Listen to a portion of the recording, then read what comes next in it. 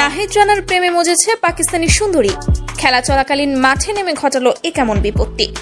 দর্শক, পাকিস্তান সুপার লিগে দল পেলেও এখনো একাদশের সুযোগ পাননি বাংলাদেশের তরুণ পেসার নাহিদ রানা। 27 এপ্রিল পাকিস্তানে পৌঁছানোর পর পেসোয়ার জালমি ইতোমধ্যে 3টি ম্যাচ খেলেছে, কিন্তু রানার অপেক্ষা এখনো ফুরোয়নি। পিএসএল এর রানার পথটা সহজ ছিল না। বাংলাদেশ ক্রিকেট বোর্ড তাকে আংশিক অনাপত্তিপত্র দিয়েছে, ফলে সিলেট টেস্ট শেষে তিনি যোগ দেন জালমি শিবিরে। কিন্তু কপাল খারাপ থাকায় এখনো পর্যন্ত একটি ম্যাচেও দলে জায়গা পায়নি এই স্পিড স্টার। তবে আজকের ম্যাচে একাদশের সুযোগ মেলে নাহিদের।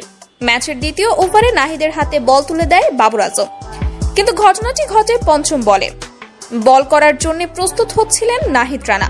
তখনই দেখা যায় এক পাকিস্তানি নারী ভক্ত দৌড়ে আসছে নাহিদের দিকে, সাথে সাথে খেলা বন্ধ করে দেয় আম্পায়ার।